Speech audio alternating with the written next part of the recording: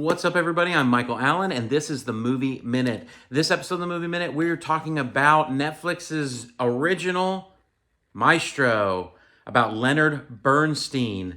So, if you want to know if this is worthy of your time, stick around.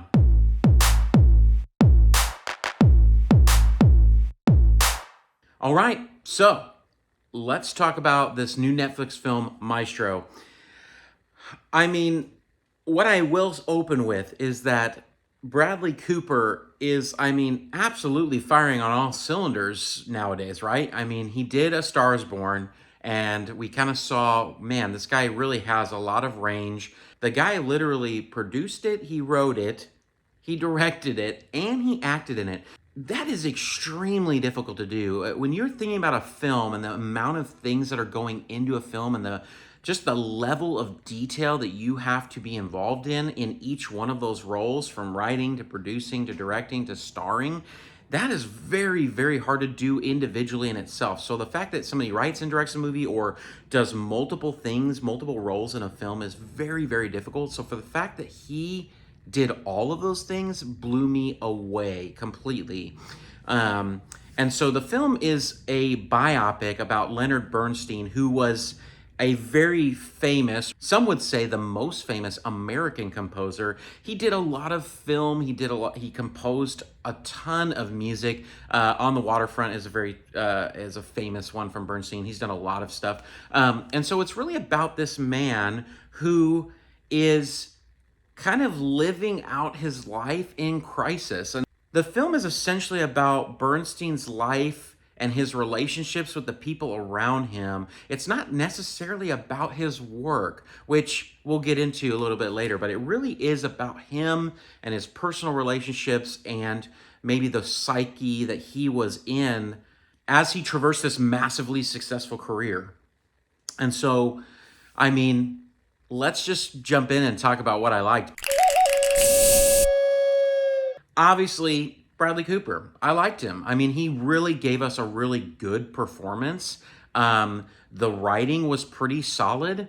The acting was very, very good. Carey Mulligan as well just really brought it. And that's to be expected from a film that's directed by an actor. I think normally you're going to see really good performances out of those type of films. I will say I wasn't expecting this film to be as cinematically pleasing as it was. There's some really beautiful moments in this film, cinematography-wise, and just some really long, held-out shots that really brought a lot of depth to the piece.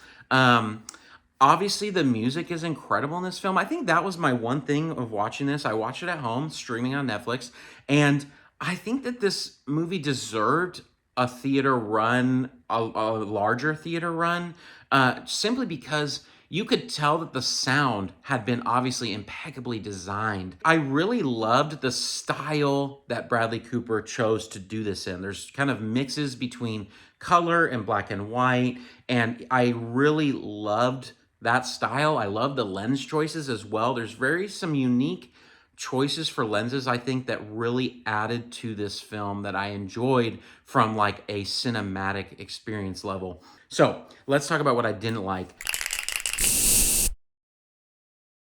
The pacing in this movie is odd, and that really throws off movies for me when the pacing is weird. The film starts off very, very interesting, like lots of details, a lot of things flying at you, lots of information. I feel like they were trying to play catch up just as the movie started in terms of helping you understand like who this guy was and who he was in relationships with. And so I kind of got lost in that. I think a lot of the side characters get lost in the shuffle. And there's a lot of people that you feel like should matter that then never ever show up again in the film. I thought, again, overly long. Biopics are typically long.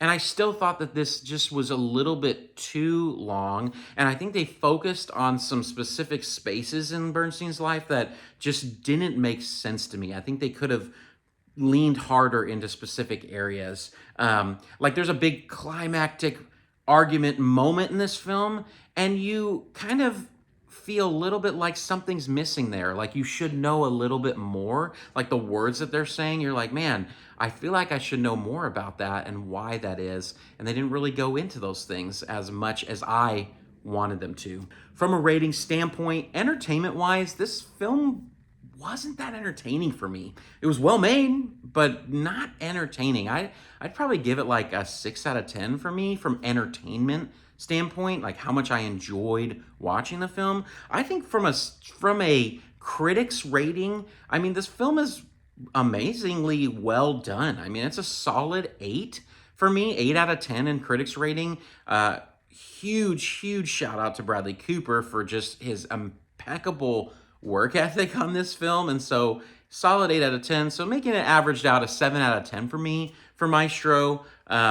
It was an interesting watch that could have been better. And so it's always hard when you watch movies that you're like, man, this could have been a lot better. At the end of the day, Maestro, I would probably say it's only worth your time if you are like a cinephile. Like if you're a big cinema person, I think it's worth your time. If you're kind of just like a general interest movie person, I don't necessarily think this scratches the itch. So from a badge standpoint, this is total Oscar bait. I mean, it will get nominated for Oscars. I don't know how many it'll win. I think Bradley Cooper probably deserves a nod for performance.